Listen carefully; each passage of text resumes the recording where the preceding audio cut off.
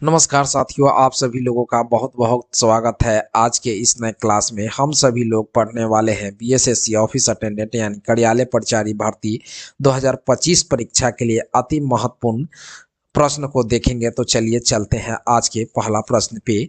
तो आज का पहला प्रश्न है कि गांधी जी ने 1917 में सत्याग्रह का अपना पहला बड़ा प्रयोग कहाँ किया था। तो इसका राइट आंसर हो जाएगा चंपारण यानी ऑप्शन नंबर 4 राइट आंसर हो जाएगा।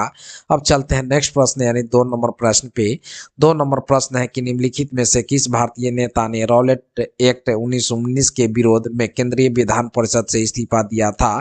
तो इसका राइट आंसर हो जाएगा कि मोहम्मद अली जिन्ना, मदन मोहन मालवीय और मजहरुल हक ने इस्तीफा दिया था, यानी ऑप्शन नंबर 4 राइट आंसर हो जाएगा।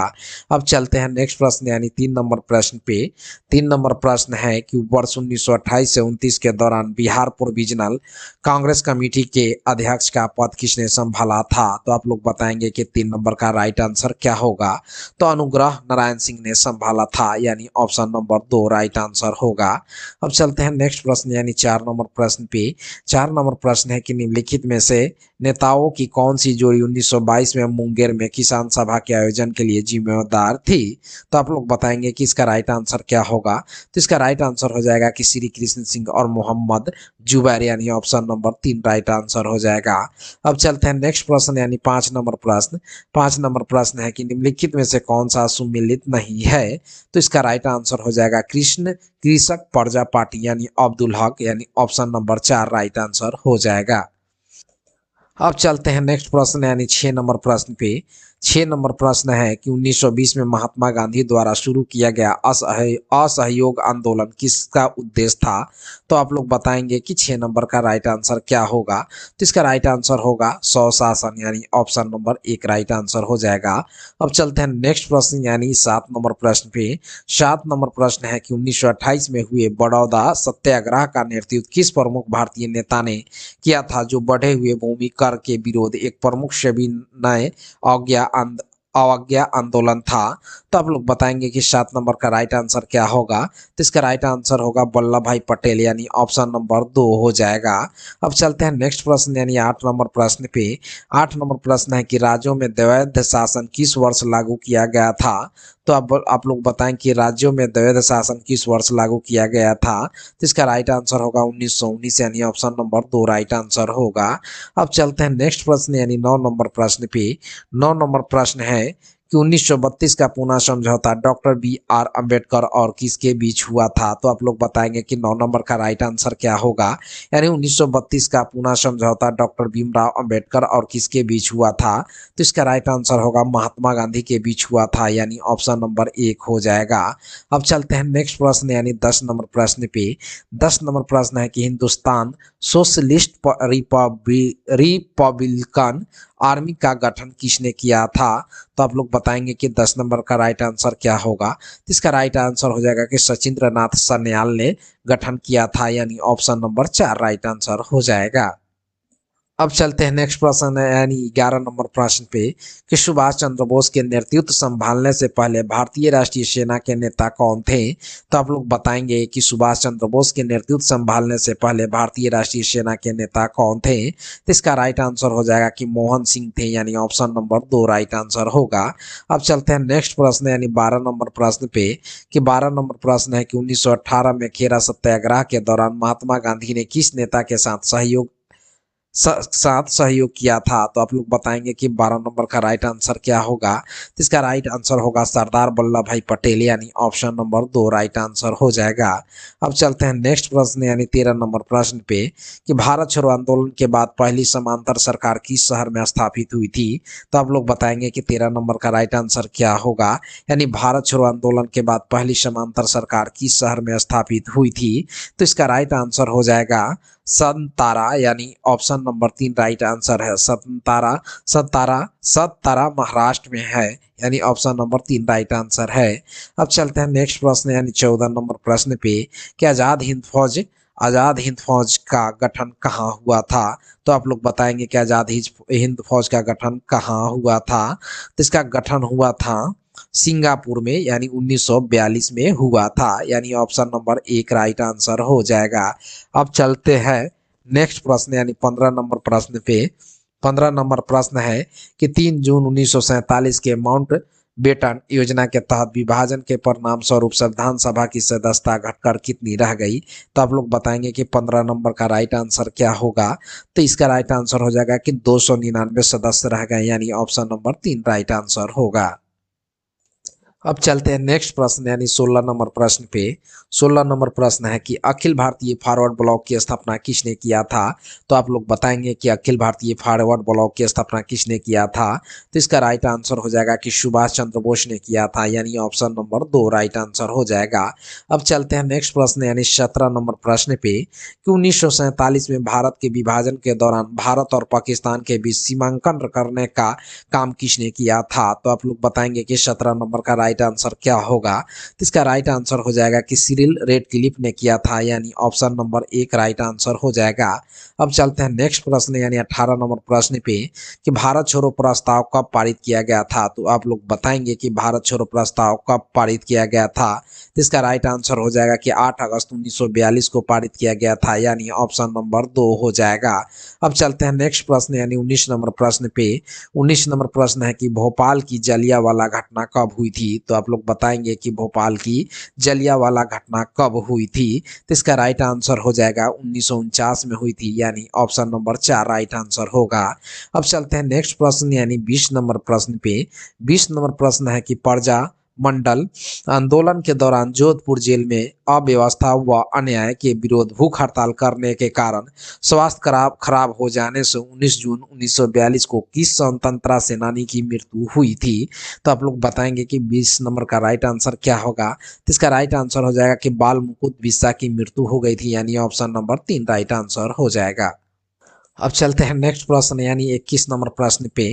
21 नंबर प्रश्न है कि हैदराबाद रियासत का भारतीय संघ में किस माह एवं वर्ष में विलय हुआ था।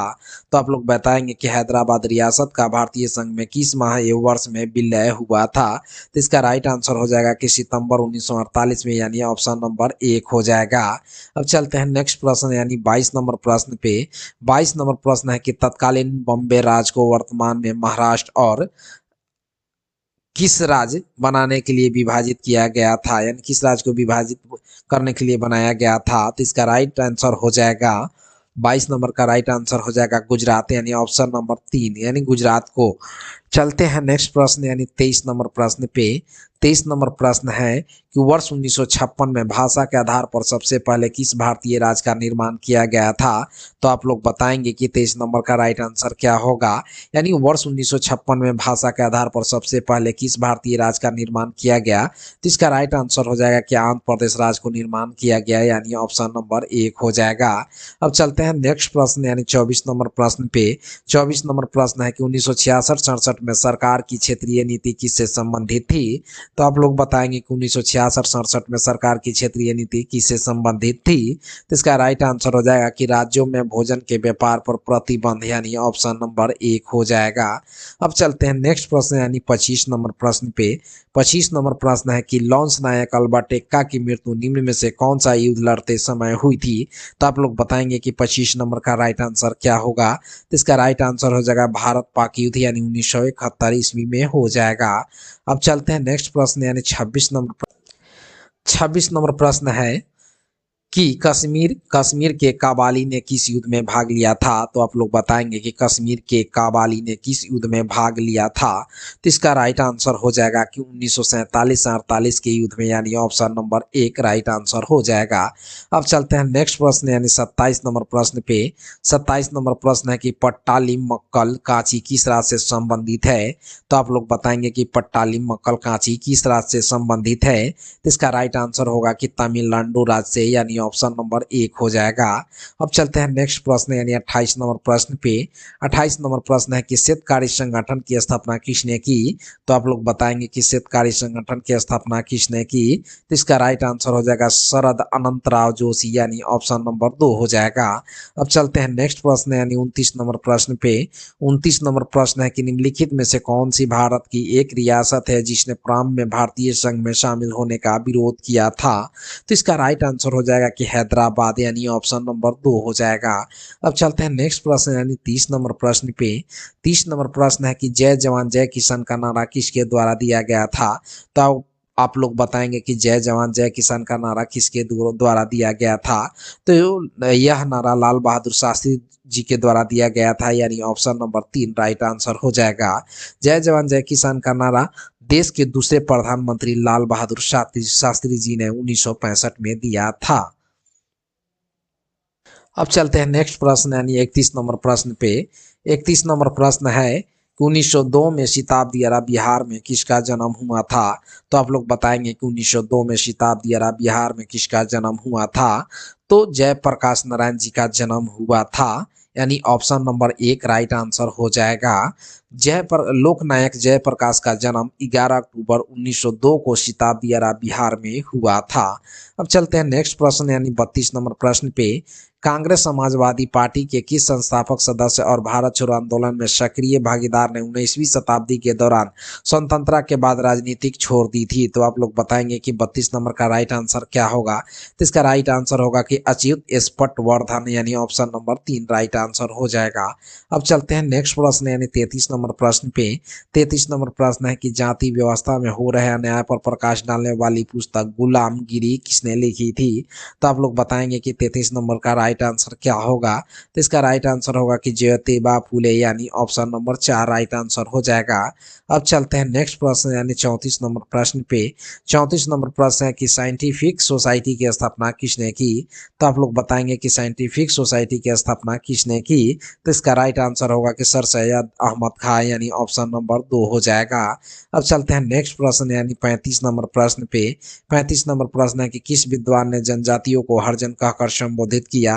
तो आप लोग बताएंगे कि किस विद्वान ने जनजातियों को हरिजन कहकर संबोधित किया। तो इसका राइट आंसर हो जाएगा कि महात्मा गांधी ने, यानी ऑप्शन नंबर 3 राइट आंसर हो जाएगा। अब चलते हैं नेक्स्ट प्रश्न यानी 36 नंबर प्रश्न पे। 36 नंबर प्रश्न है कि स्वतंत्रता पूर्व भारत में गरीबी रेखा की अवधारणा पर सबसे पहले चर्चा किसने की थी। तो आप लोग बताएंगे कि 36 नंबर का राइट आंसर क्या होगा।